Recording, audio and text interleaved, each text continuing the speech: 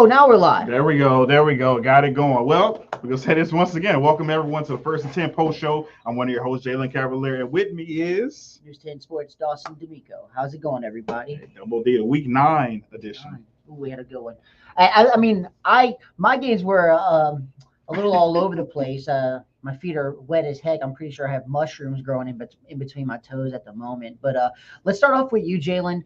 Tell me a little bit about what happened. I know a few of the games you had, you were in New Iberia, if I'm not correct. Yeah, in New Iberia. And, speaking of the rain, my feet were wet a little bit, but it kind of, the rain pouring down kind of impacted my hair a lot more than it did with the feet. But no, nonetheless, yeah, had some games in New Iberia. I started out at West St. Mary, was at Catholic New Iberia. Catholic New Iberia is having a great year so far. I noticed. And at first, when the game first started, West St. Mary was driving down the field. We thought they were going to score after throwing an interception, and Catholic New Iberia ended up scoring. And from there on, it was all Catholic New Iberia. Yeah, it was 51-0. Catholic New Iberia ended up beating West St. Mary. How many touchdowns did you see Luke Landry throw? Because I talk about him every week. The kid is good. I'm telling you, the kid is good. Definitely. I was able to get one touchdown, and it's crazy. After I left, he must have kept scoring and scoring and scoring. It was like to get 51 points. I'm like, all right. Yep. So, yeah, do something great. And then right down the road, went to Westgate, and their district matchup taking on Northside. So they're taking on Northside. Got there. It was 13-6. Well, both teams were it was more of a defensive game as I was there. Northside kind of took over right before the half, and they were in scoring position, as you saw on 1st and 10. They were in scoring position, and they ended up throwing a bomb and ended up becoming an interception. Westgate took over and took it to half, and in the end, as I know I said on 1st and 10, it was 42-20, but it's actually 42-20 in the fourth quarter. So the game is actually still going on. Is it really still going on? Wow. So last time we I don't checked, really know what's going on. But who was on top? Who was on top? Westgate was on top. So they 13-6 deficit at the half. They turned that into scored about 30 more points. So Iberia got them teams, man. They got all the athletes. That's what I'm noticing. But there's athletes all over, like we always say. Specifically, the games that I was at, it was a very anticipated district. I think it was 3A District 5, if I'm not mistaken, with Kaplan. They're 6-1, and they went up against Erath, who's coming off of out of last week, and we all know what happened last week at the St. Martinville game. Both teams 6-1 coming in, trying to move forward as we get closer to the playoffs. Very slow game at first. Both teams, it was, like you said, defensive game for yours. That's what basically all the games I had too. Very, very slow, but very good plays that I still saw at the same time.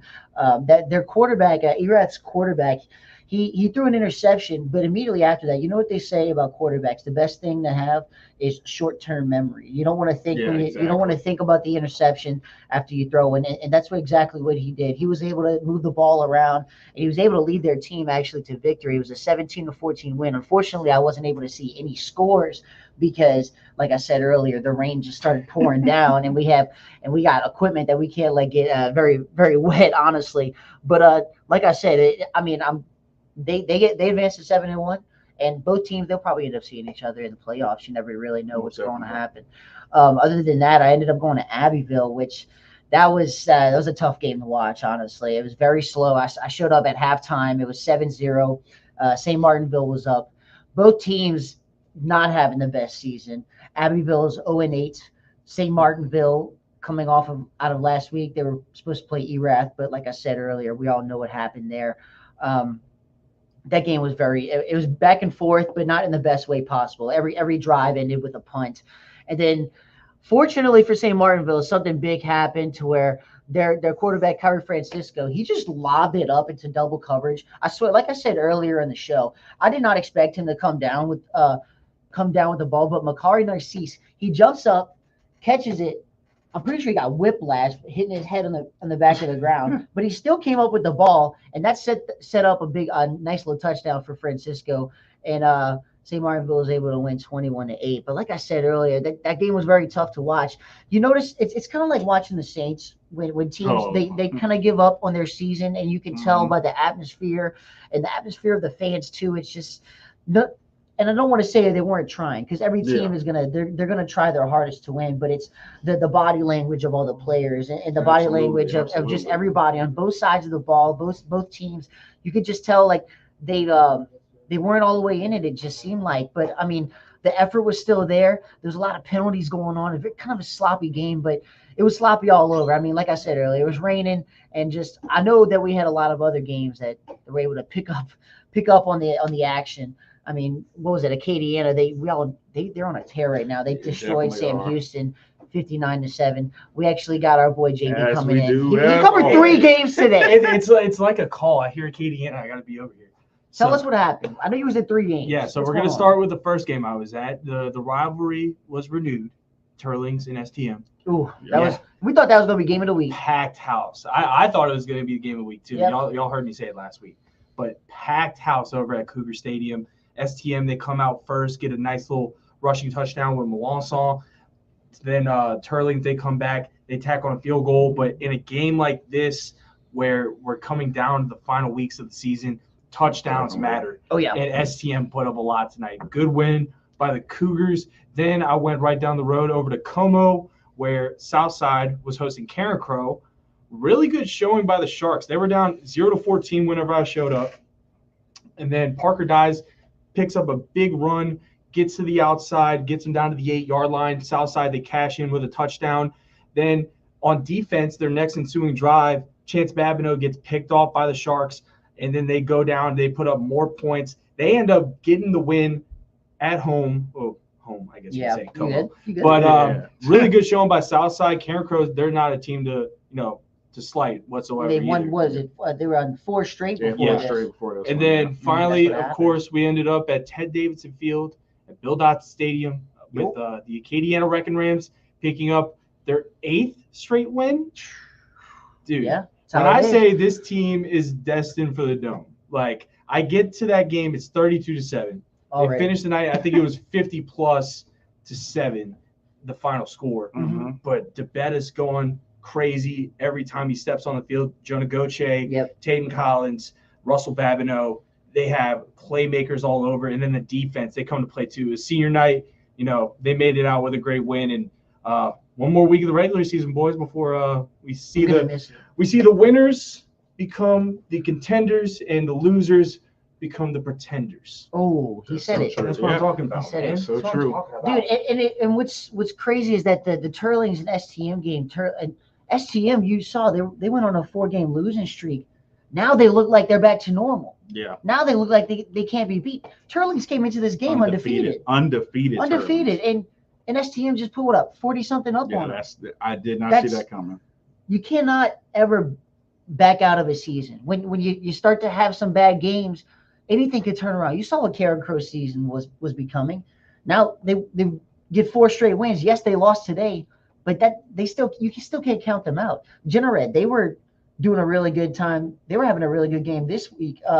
This whole season as well. Absolutely. Unfortunately, they lost this week, but like I said, you can't give up on the season because anything can happen. It's still we're getting later in the season, but I mean, there's a lot of football left to play, and you never know what's going to happen. Honestly, I'm excited. As we say, ultimately, Genered did lose this evening, but they were our game of the week, and they took on Central Catholic. It was a packed house, and we also have somebody else that was there. I felt like I was covering that game of the week. That's why I said it. Kresge Melvin had to make an appearance. I was summoned. The thing with the gentlemen, the Genered and Central Catholic, these teams they play hard. Central Catholics had Genered's number past couple of times, and in the outset, it looks like they were bringing out all the bag of tricks. They were going for onside kick, fake plays. They were really that wide receiver pass. Yeah, they had that wide receiver pass. Like they were showing all the bag of tricks, and honestly, and a big win for them, especially as trying to kind of establish themselves, looking ahead towards the postseason as well. So a big win for them. Genered, we'll see if they have to bounce back coming up next week. But yeah, it was a pretty cool game for homecoming. If you're an Eagles fan, you were definitely, and it was a happy homecoming for you as you were able to spoil the homecoming at Genered. But two good teams really battling it out. It was definitely fun to watch. Of course, that was that game of the week. Of course, we have our Week 10 game of the week, which you can vote on at KLFY.com as well as play of the week. Thank you as always. What are the games of the week, Jalen Cavalier? Please let me hear them. Let's get them started. So the first one, we have Iota at Northwest. Okay. All right, so not to get confused with these two, but first, Westminster Opelousas at St. Ed. And then we're going to flip it around. Okay. We have Westminster Lafayette at Vermilion Catholic. And then last but certainly not least, Southside at New Iberia. Well, Vermilion Catholic, they're still undefeated. And like the Acadiana Wrecking Rams, who aren't undefeated, but they look just as dominant. I mean, if you want to see a good football game or a good football team, Vermilion Catholic is the one. I mean, all these games, honestly, every week there's always a good one that's going to come out of it. Definitely. Maybe all of them come out to be really good. So you never know what's going to happen. You just got to go and vote for us because Week 10 is here. Week 10's here. It's here. We got one more week. One more week of the regular season. I'm excited, man. I feel like it started yesterday. Oh, definitely. And we've been having so much fun. This is like this whole new era of 1st and 10 that we've been doing, and then we were supposed to have only a month of being able to do this post show, but y'all are the reason that we're still in this, guys. So once again, I appreciate y'all for being able to tune in every week. And I know Jalen feels the same way. Oh, definitely. Thank y'all so much, for tuning in each and every week with us. This is our 9th week doing it. I mean, like I said, we're only supposed to last a month, but we're getting the viewers. Y'all at home are watching us. And not only that, you're watching 1st and 10. You're voting for the top play. You're voting for this, that, and the other. So, and we appreciate y'all. Speaking of going out there and voting. I know you don't vote for this, but you do nominate.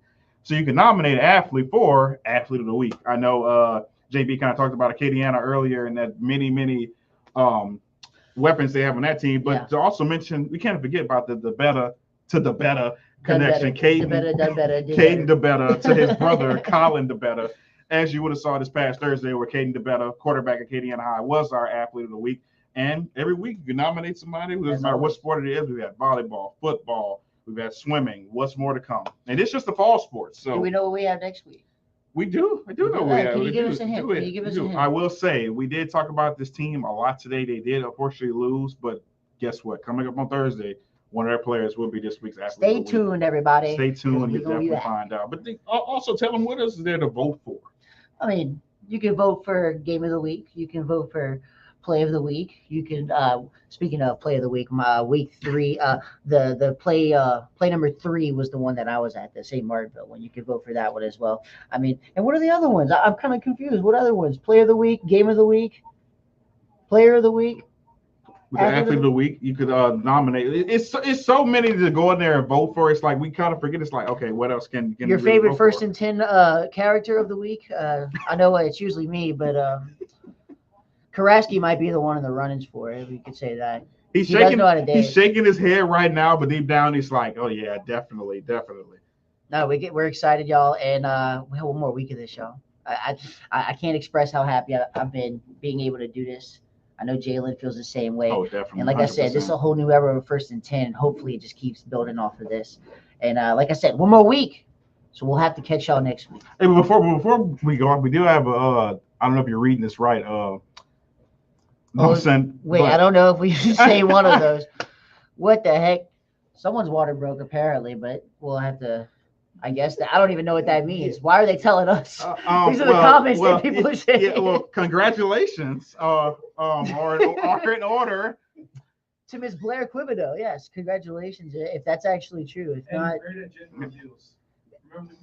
That's true. Well, actually, yes, it's a boy. Well, thank you for tuning in with us, Blair, for giving us that announcement. Yeah, I mean, I like being the one that announces it to everybody. I mean, you got to get more people to be able to watch us so we can have more. Oh, she said thank you. How you doing? You're welcome. Anytime. We thank you appreciate you for tuning in. Everybody, appreciate y'all for tuning in. Tune in next week for the Week 10 edition of the 1st and 10 Post Show. They call me Dawson. And they call me Jalen Cavalier. See y'all later.